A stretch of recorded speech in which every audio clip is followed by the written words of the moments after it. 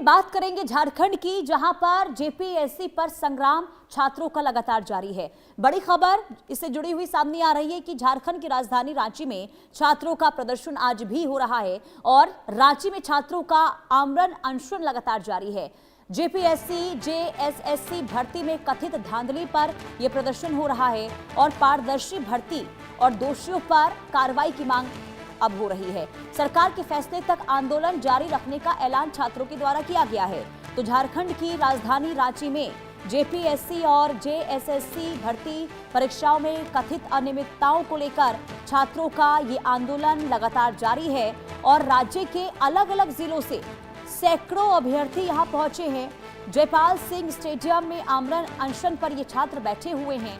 प्रदर्शनकारी छात्रों का ये आरोप है कि भर्ती प्रक्रिया में कथित गड़बड़ियों से योग्य उम्मीदवारों का भविष्य प्रभावित हुआ है और उनकी मांग है कि पूरे मामले की निष्पक्ष और समयबद्ध जांच कर दोषियों के खिलाफ कड़ी से कड़ी कार्रवाई की जानी चाहिए। साथ ही अगर किसी ने गलत तरीके से नौकरी हासिल की है तो उसकी नियुक्ति रद्द होनी चाहिए। छात्रों का ये कहना है कि मांगे पूरी होने तक उनका आंदोलन इसी तरीके से जारी रहने वाला है। तो प्रदर्शन लगातार हो रहा है झारखंड में और अलग अलग जिलों से छात्र लगातार पहुंच रहे हैं, इस विरोध प्रदर्शन में शामिल हो रहे हैं।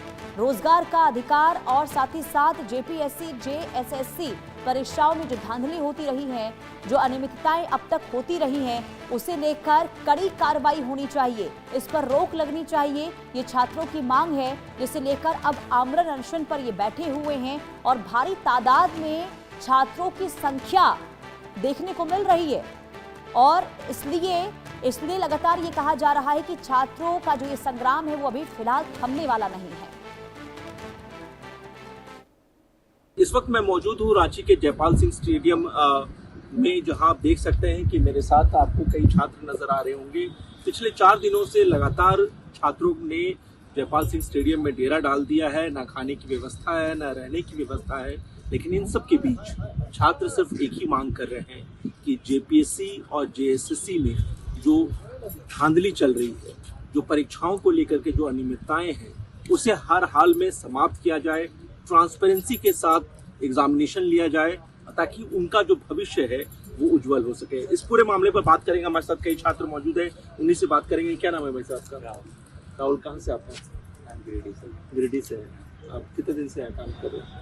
ये हम लोग पढ़ाई रांची में करते हैं, आंदोलन के 4 दिन से। आप क्या चीज़ का तैयारी कर रहे हैं? जेपीएससी का तैयारी कर रहे हैं। तो फिलहाल मतलब कितनी बार दे चुके हैं एग्जाम जेपीएससी का? अभी तक 3 बार दे चुके हैं। मेन मांग क्या है आपका? हम लोग का मेन मांग ये है, जो जेपीएससी में दाखिल हुआ है, जेएसएससी में भी जो दाखिल हुआ है, वो अच्छे से जांच हो, वो पेपर को रद्द किया जाए। जो भी मतलब जो लाइक वो छात्र में जो पैसे देकर उसके उनका जांच हो, निकाला जाए और फिर से हम लोग को मौका दिया जाए। आप कहाँ से? हम गिरिडीह से आप भी आए हुए हैं। जैसे कि आपके हाथ में भी मैं देख रहा हूँ कि अभी खाना पीना आपका लोगों का ऐसे ही चल रहा है लगातार पिछले 3-4 दिनों से। सर हालत क्या है देखिए, आपसे क्या सत्ता मांग लेते आपसे तो ट्रांसपेरेंसी एग्जाम कंडक्ट हो जाए, करवा दीजिए। स्टूडेंट को क्या चाहिए सर? नौकरी चाहिए, खास करके उन गरीब छात्रों को जिसका एक सपना होता है नौकरी। आपका सपना होता है कि आप बड़े बाप के बेटा है ना सर, आप राजनेता है, आपका स्टेटस है कि हम यदि मुख्यमंत्री नहीं बनेंगे ना तो स्टेटस मेरा नीचे डाउन हो जाएगा। लेकिन हम लोग का स्टेटस नौकरी नहीं है सर, और नौकरी तब होगा ना सर जब करप्शन नहीं होगा। करप्शन रहेगा तो नौकरी कैसे ले पाएंगे सर?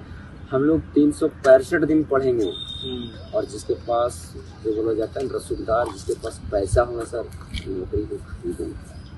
बस तो इसमें कैसी व्यवस्थाएं होनी चाहिए? क्योंकि मेरा सवाल आप लोग सभी से है कि कैसी व्यवस्थाएं होनी चाहिए कि जिससे ये ट्रांसपेरेंसी आए, छात्रों में भरोसा हो। सर ये व्यवस्था बोलते हैं कि कैसी व्यवस्था होनी चाहिए? ये व्यवस्था मतलब इसी व्यवस्था के लिए ही तो आपको बैठाए है ना सर। सरकार का काम क्या होता और है? उसका ब्लूप्रिंट सरकार के सरकार पास का नहीं है, तो हम क्या लोग क्या देंगे, होता है? लेकिन सरकार उसका बताएंगे यदि कैसे सरकार इस बात को जान रही है तो बड़ी बड़ी विधेयक को ले आते हैं। बड़ी बड़ी आपको अच्छा माइंडेड मिला है सर। 56 विधायक आपके पास है।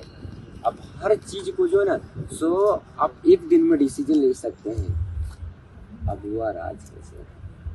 मतलब आप लोग चाहते हैं कि ट्रांसपेरेंसी आए बस पूरे एक system ही में। मांग है ट्रांसपेरेंसी। एक ही मांग है ट्रांसपेरेंसी। एग्जाम हो यहाँ के युवाओं का भविष्य बदल जाएगा सर। जीता जागता उदाहरण में बताना चाहता हूँ जेपीएससी का।